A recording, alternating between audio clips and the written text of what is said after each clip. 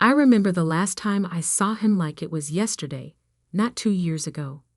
Daniel, standing on the beach of our private villa in Santorini, golden in the sunset light. He turned, smiled that crooked smile I'd fallen in love with, and said he was going for one last swim before dinner. "Don't be long," I called from my lounge chair. "We have reservations at 8. "I won't," he promised.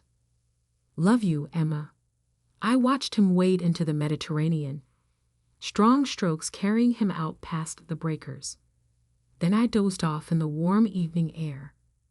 When I woke, the sun had set and Daniel was gone. His clothes still lay neatly folded on the sand. His wedding ring sat on top, catching the last light of day. But my husband of 4 days had vanished. The Greek police searched for weeks. They found nothing. No body, no signs of foul play. Just a tragic honeymoon drowning, they said. These things happen. The current was strong that night. He must have been pulled out to sea. I didn't believe it. Daniel was an expert swimmer. He'd grown up on the California coast, spent summers lifeguarding. But what other explanation was there?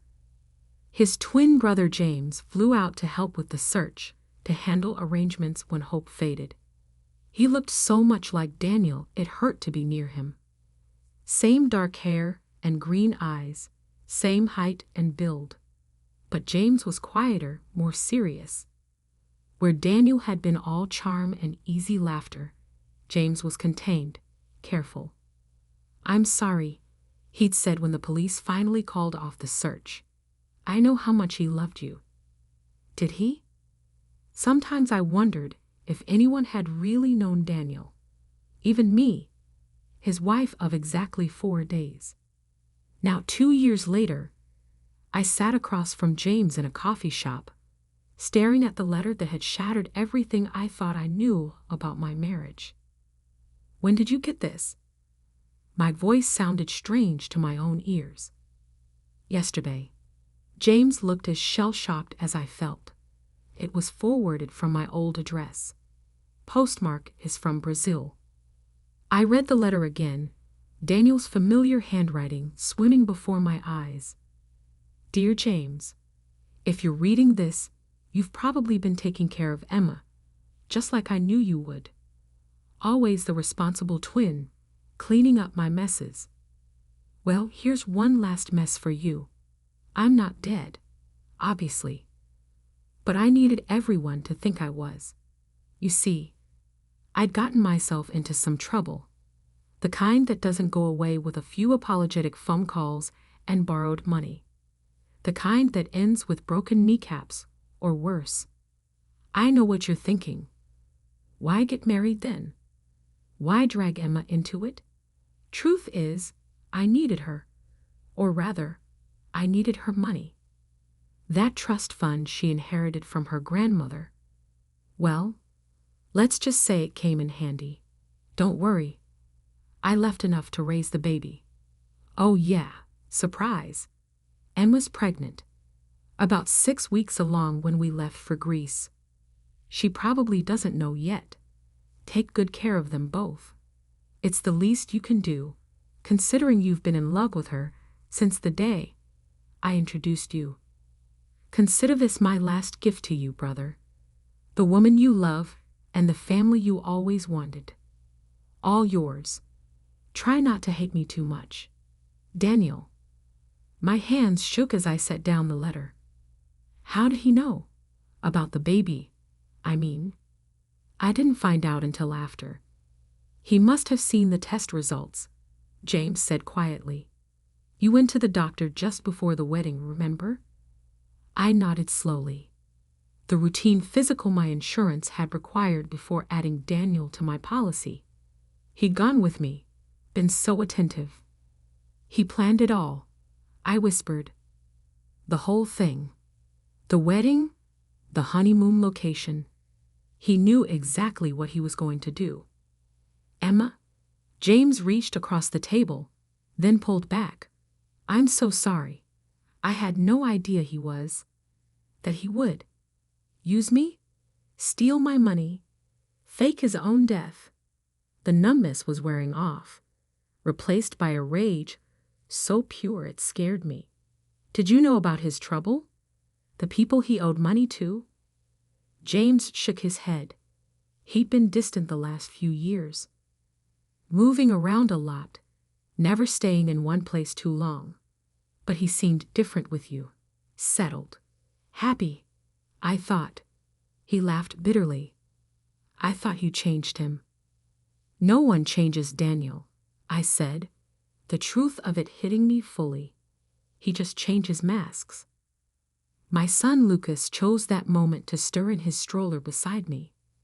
Almost 18 months old now, he was the spitting image of his father, of both his father and his uncle. Same dark hair, same green eyes, same dimple in his left cheek when he smiled. James looked at Lucas, pain crossing his features. He's right about one thing. I have been in love with you. Since that first dinner when Daniel brought you home. Stop. I held up a hand. I can't deal with that right now. He nodded, understanding as always. James had been my rock these past 2 years, helping with the baby, handling Daniel's estate, making sure Lucas would know stories about his father. Only they were all lies. Every memory, every story, every moment of grief, based on a carefully constructed fiction. What do you want to do?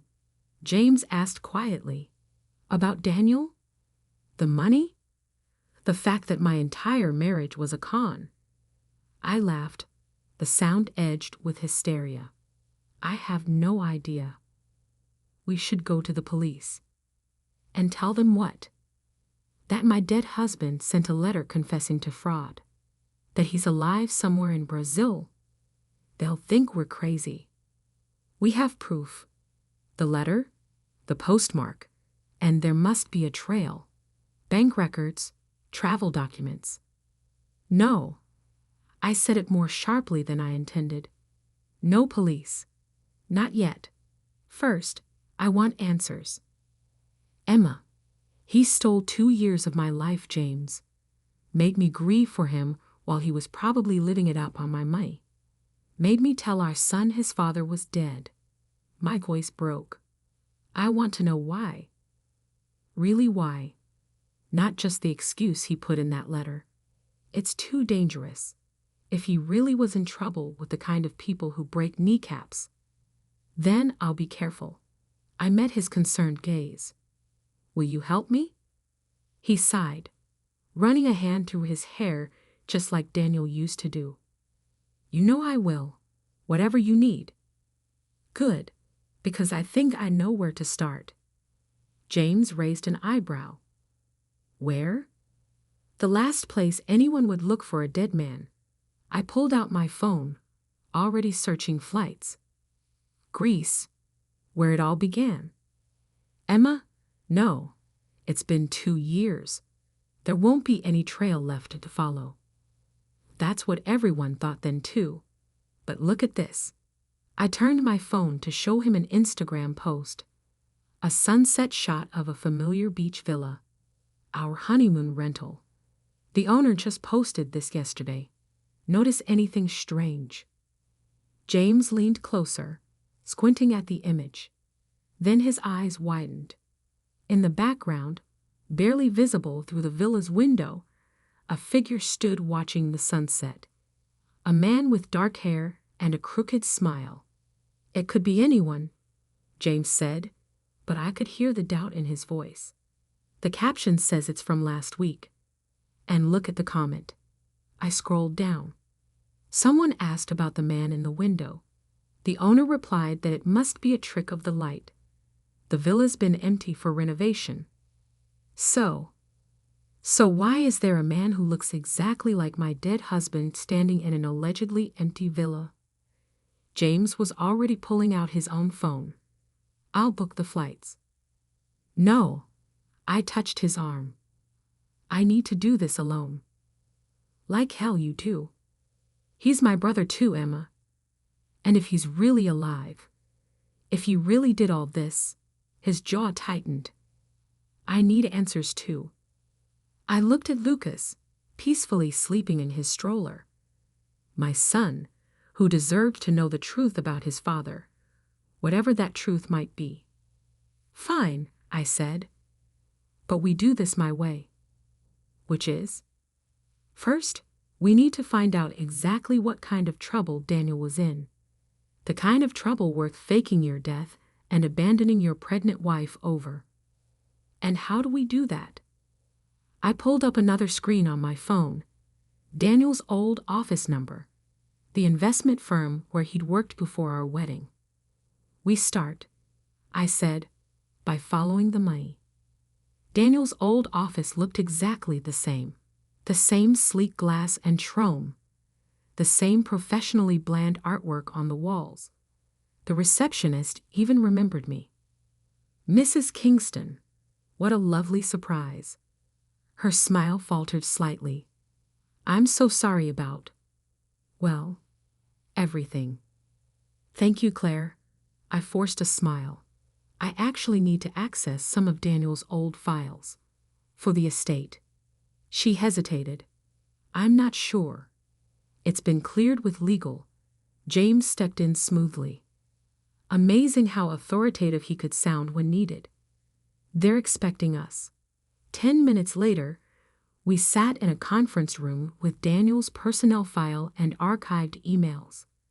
The official story was that we were finalizing estate matters.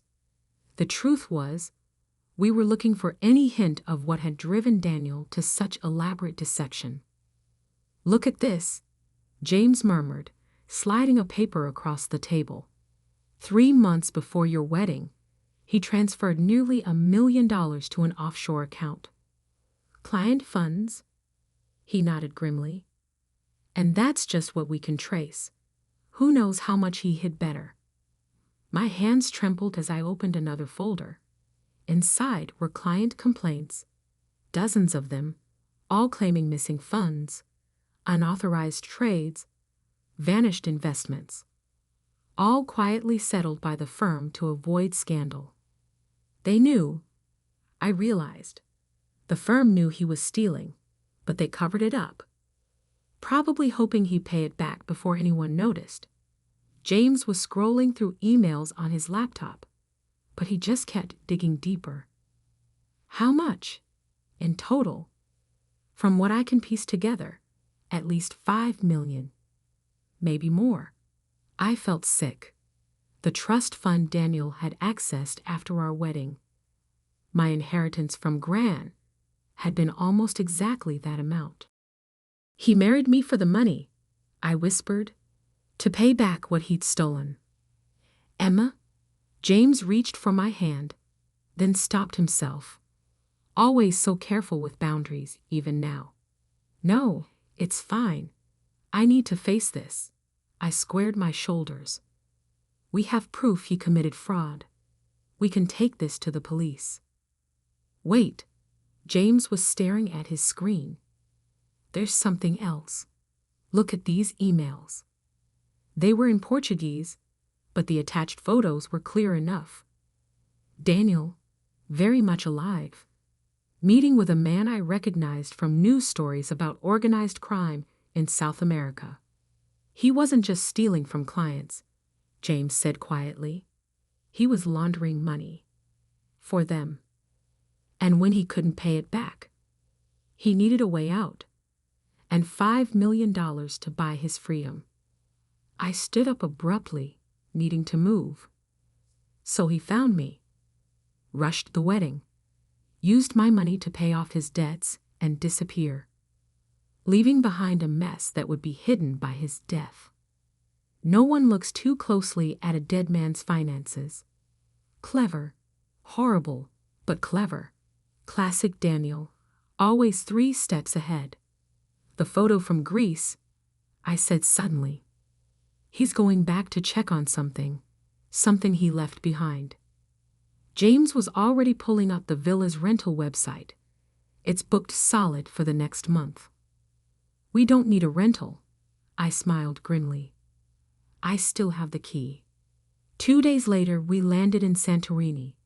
I'd left Lucas with my sister, promising to explain everything when I returned. The familiar white buildings and blue domes felt surreal now, tainted by memories of my fake honeymoon. The villa looked exactly the same. Same infinity pool overlooking the sea, same bougainvillea climbing the walls. Same spot on the beach where I'd last seen my husband alive. We waited until dark before using the key. Inside, everything was covered in renovation dust, except for one clear set of footprints leading to the bedroom.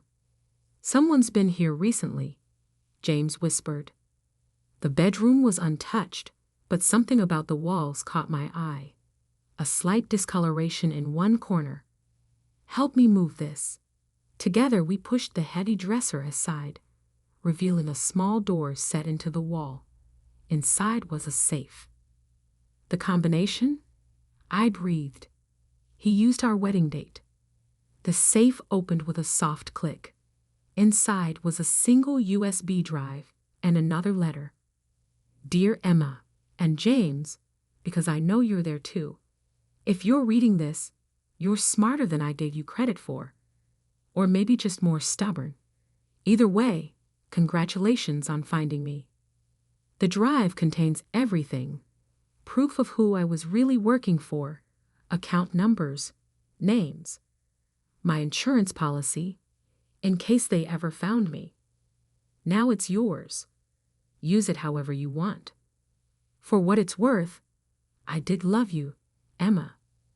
Maybe not enough to be honest, but enough to wish things could have been different. Take care of our son. And James, I know you'll be good to them both. You always were the better man. Goodbye for real this time. Daniel. He knew we'd come, James said softly. He knew we'd figure it out eventually. I pocketed the drive. This is what he came back for, but something spooked him before he could get it. A floorboard creaked behind us.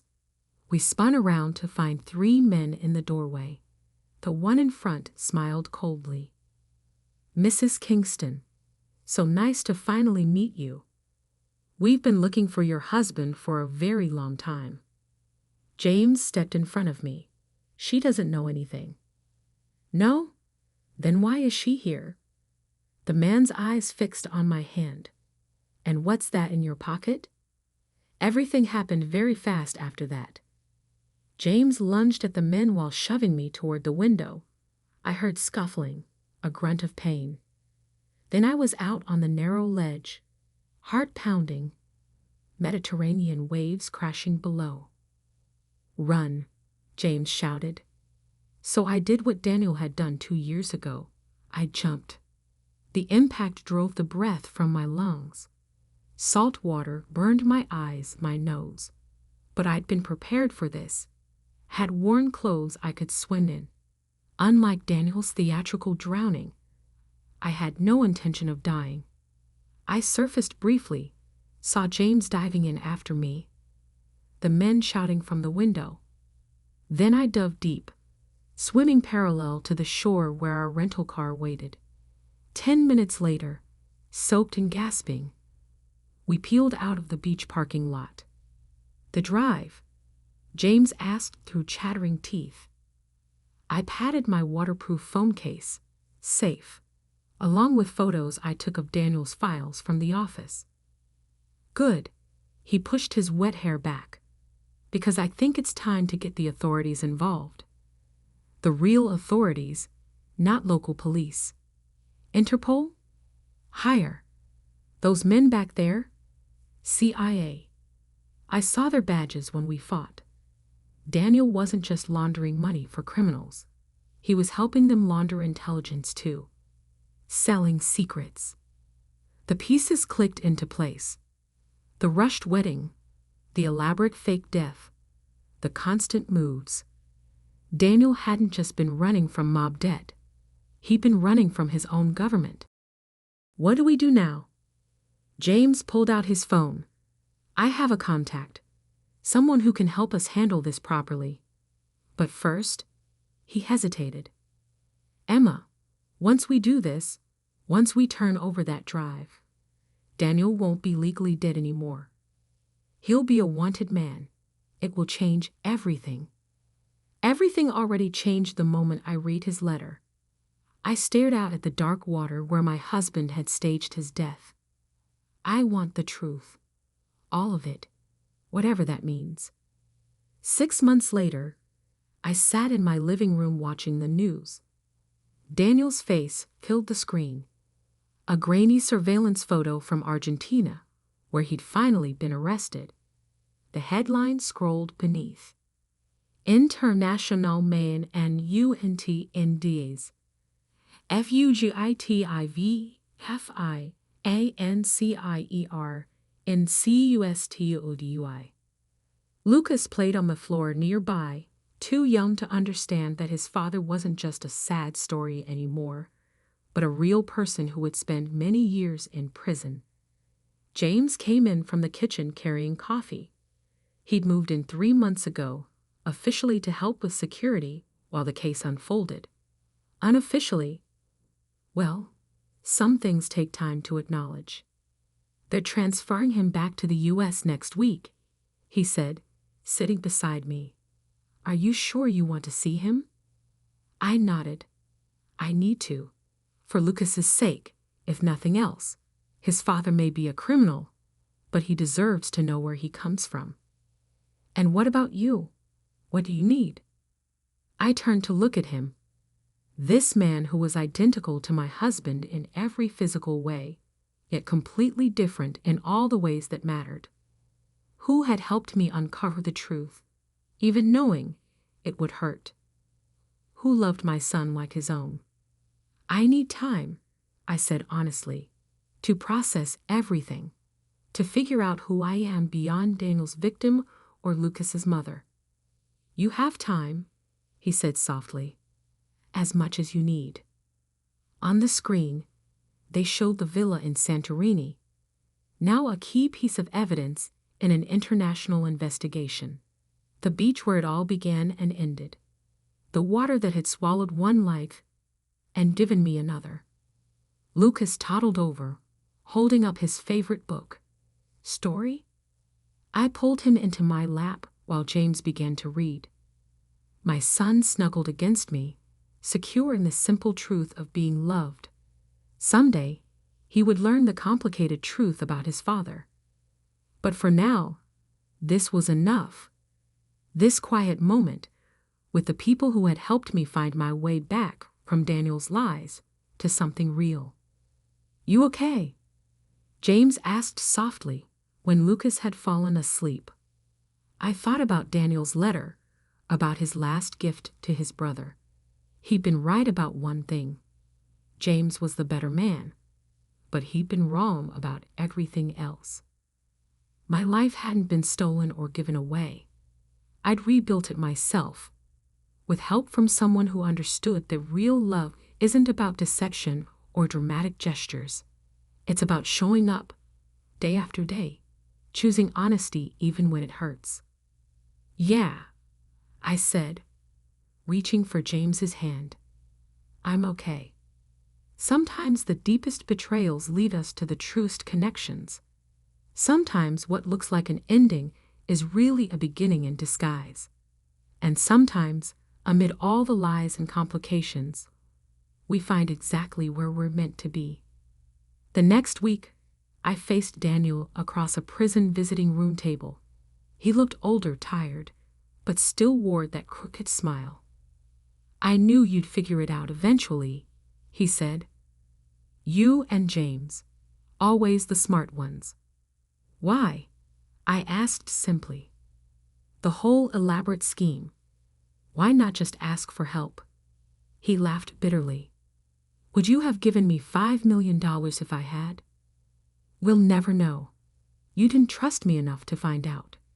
His smile faded. How's Lucas? Happy, healthy, loved. By James? By family. I stood up. Goodbye, Daniel. I'm not coming back. I really did love you, he called as I walked away. In my own way. I paused at the door. I know. But love without trust, without honesty, it's just another pretty lie. Outside, James waited by the car. You got what you needed? I looked at him. Really looked at him. Same face as Daniel, but such different eyes. Eyes that had never lied to me. Yeah, I said. I did. We drove home to Lucas, to our complicated but honest life, to all the truths still waiting to be discovered between us. The future stretched ahead, uncertain, but real. And sometimes, that's the greatest gift of all.